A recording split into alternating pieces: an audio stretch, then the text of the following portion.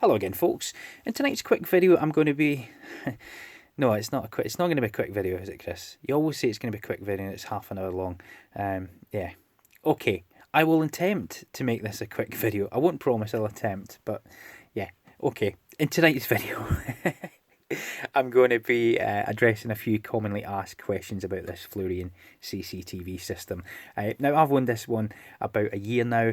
It's worked flawlessly. It only cost me £50 including delivery and came with two cameras, and I'm really impressed with it. But unfortunately, some of you guys have got this particular model and you're having some troubles with it. And you've been asking me lots and lots of questions on my previous Florian videos, and sadly, I've not been able to respond to you all directly. I've just been really busy with work and all that stuff. I know you use that excuse all the time, but it is honestly true. I've been really busy.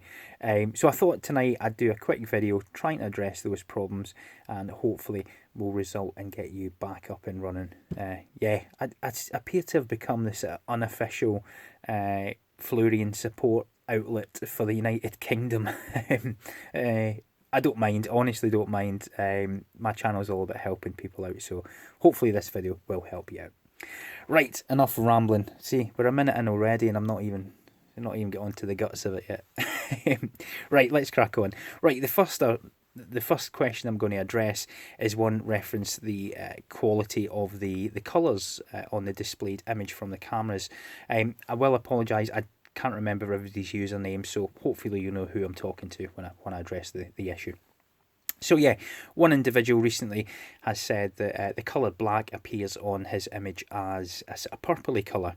Now, I can put that down to one of possibly four things, and I'm going to just quickly ramble through the first three and then tell you basically what I think the problem actually is.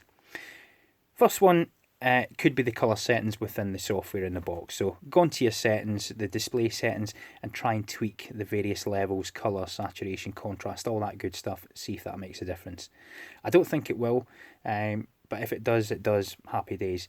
If it doesn't, do this exact same on your TV or monitor. Reset it back to defaults, have a tweak about with the settings, see if it fixes it. Again, I'm not convinced it will. Third one, and it might be an obvious one, but I'll say it anyway, make sure that your cables are in and connected tightly. I personally connect this using a VGA cable, and if it's not quite sitting right, if I've knocked it or it hasn't been tightened up properly, the colours can go a bit little bit weird. So yeah, just check that. As I say, it's obvious, but try it. But the most likely culprit, in my opinion, is the infrared filter within the cameras. Florian cameras tend to come with an infrared filter that when it drops below a certain light level, the filter, I can't remember if it comes in or lifts out, but essentially it makes the infrared night vision much more effective.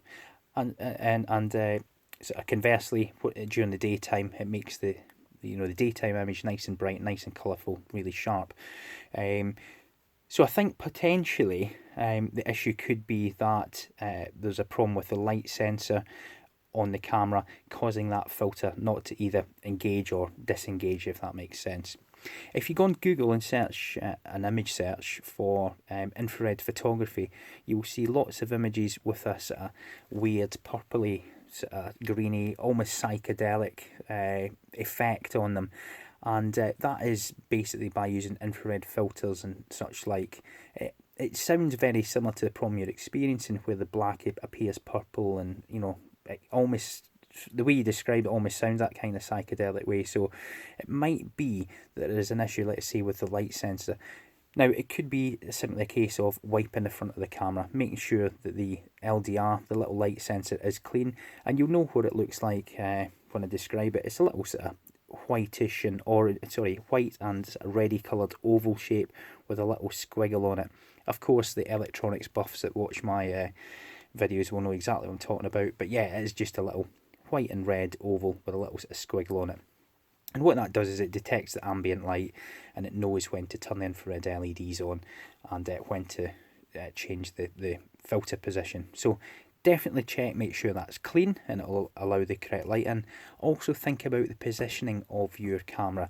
Is it under a soffit board? Is it under a roof? Is it getting darker, or could it appear to the light sensor that it's dark when it's actually just in a really dark shadow? It could be something like that. But certainly try cleaning the camera, try moving the camera into sort of a daylight sort of location, or a more brighter location, and see if that works. I'm almost certain that's what your problem is. Hopefully that helps you. Right, moving swiftly on. Infrared cameras, or your CCTV cameras behind glass. Yeah, some of you are not allowed to install cameras on the outside of your property due to building regulations. You know, it may be a listed building or an older building, if you're not aware of what a listed building is. It could be that you don't own the property and the landlord has specified that there's to be nothing fitted externally onto the property. We do have that issue again with satellite dishes and stuff like that here in the UK.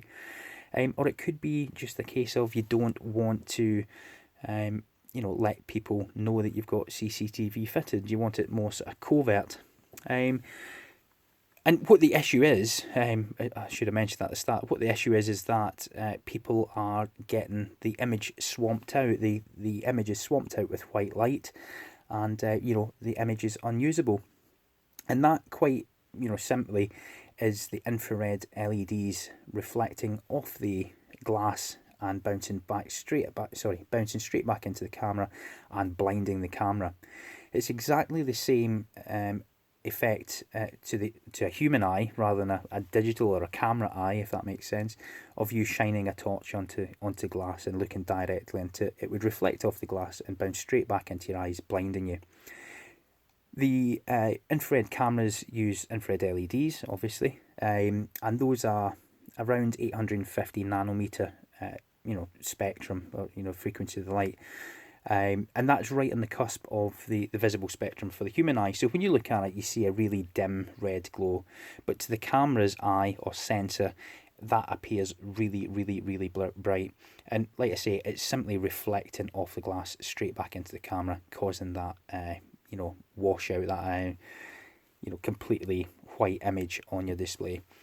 There's only one way around that, and that is to mount the camera outside. I mean, well, you could disable the infrared LEDs, but that is not going to resolve the problem, because it's just going to stop the infrared or night vision function actually working. The only real option is to mount the camera outside, and you can do that without having to drill holes or stuff like that. You can just simply buy, a suction mount, something like for a GoPro, or a digital camera, something that you'd use on a car or something like that for doing sort of, fancy camera shots. You can pick them up really cheaply on eBay, £15-20, something like that. It's got a standard screw mount, the same that's on the bottom of your cameras. Suck it onto the outside of your window, mount the camera, point it where it needs to point, and then just route the cable in through the seal of the window. The cables in the cameras are really thin, and they will, the seal in your window will accommodate that quite easily. Right, hopefully that helps. Right, again, moving swiftly on. The next thing I want to talk about is storage. These boxes are sold by many sellers, and some of them are not strictly honest with the descriptions. I'll just take the screw out this while I'm talking. They generally say in the listings 2 terabyte, and then when you go into the actual description, it will say supports up to 2 terabyte hard drive. Sometimes says 4 terabyte, whatever. And the unsuspecting purchaser could be thinking that they're getting a device that has a hard drive fitted. But generally, they don't come with a hard drive. They come like this. You've got the main PCB in there, a little cable going to the front panel, and a couple of hard drive connectors. SATA for your data, and then there's your SATA power cable there as well. And people basically don't know this. They say it's not recording. Well, has it got a hard drive in it? Yes or no? If it has, then there might be an issue with the software or the hard drive itself. If it hasn't, then most likely, if you open it up, it will look like this. No hard drive fitted.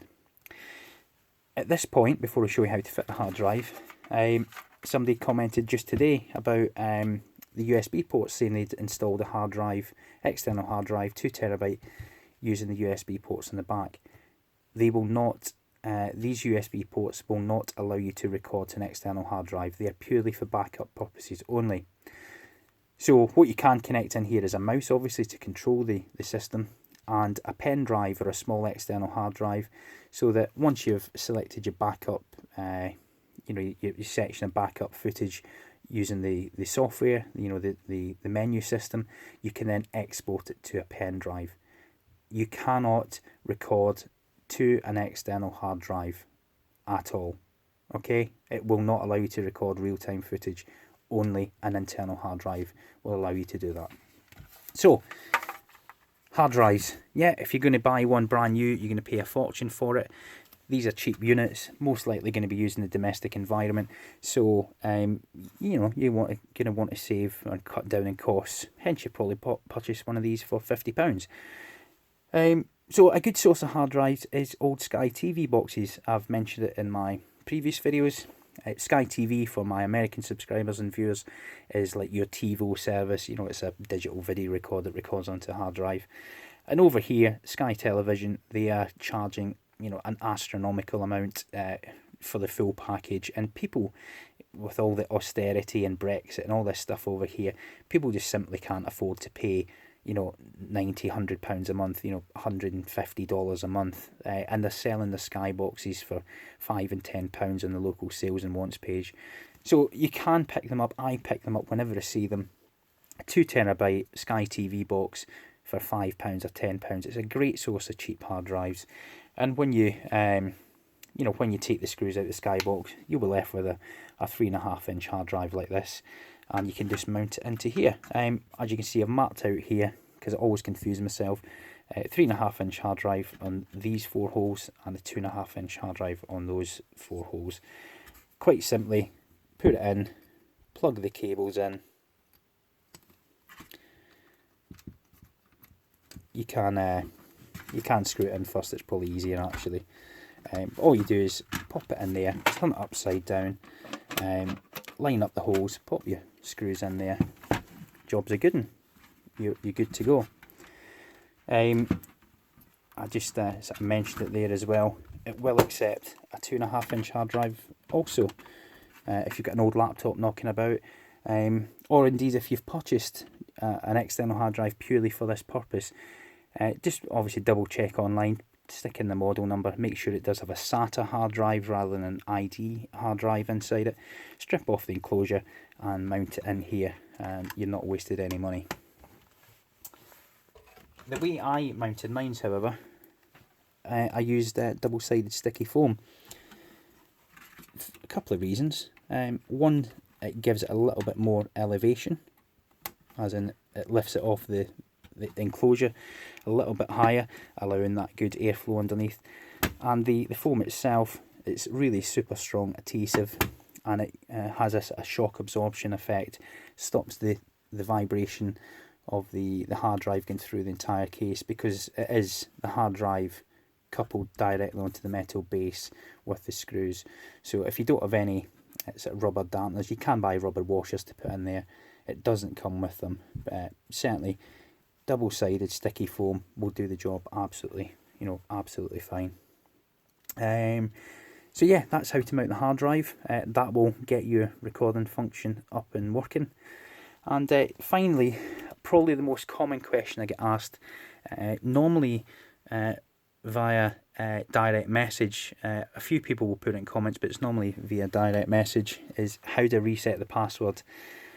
So it could be generally that you genuinely have lost the password, or it could be that you've got some sort of ulterior motive. It's your parents and you've done something naughty, you've taken a car out for a spin, or brought people back you shouldn't have been bringing back, parties, all that good stuff. I know what you're up to. But yeah, I always get asked, how do I reset the password? I can't tell you that. What I can tell you is, if you go to Florian Direct, email the support, get the serial number of the device, they will give you a master reset password, I believe. I've not tried it myself, and will basically allow you to reset that password. Clearly though, if you're resetting the password, and it's a double-edged sword, yes, you might be able to delete the evidence, whatever that may be, but your parents or whoever it is, or your boss at work, whoever's got this piece of equipment and installed it for whatever purpose, if you reset the password, they're going to know you've reset the password. Pulling out the battery will not reset the password. It is coded into it's coded into the chips in the board. Taking out the battery is not going to reset that. So it's not even worth bothering trying. If you genuinely lost it, go to Florian Direct, and they will help you out with that. Not something I can, unfortunately. And just on the subject of passwords, just popped into my head there. A lot of people saying, I've tried, it says enter password null, and it's not working. So people are actually typing null into the password box. Null basically means, in layman's terms, nothing, blank if you like. So when you first get this, just leave the password blank, and it will let you in, and then allow you to create a password. So there we go, ladies and gentlemen. Hopefully that helped you. I know I've rambled on a little bit. Not done too bad in time, 15 minutes. Oh well, thumbs up for that, Chris. But yeah, hopefully it helped you out. If there's any other questions that you have on this that I haven't addressed, that you really would desperately like me to try and help you out with, by all means, probably easier to pop me a direct message, because like I say, I'm struggling to keep up with all the comments I'm getting on my videos. I will try and get through them when I get the chance, but if you're really desperate, send me a direct message. Click on my About tab at the top, or the About link, click Send Message, and I will try and help you out. Right, thank you very much for watching. If you enjoyed the video, it helped you out, give me a thumbs up. If it didn't, or you thought it was rubbish, give me the thumbs down.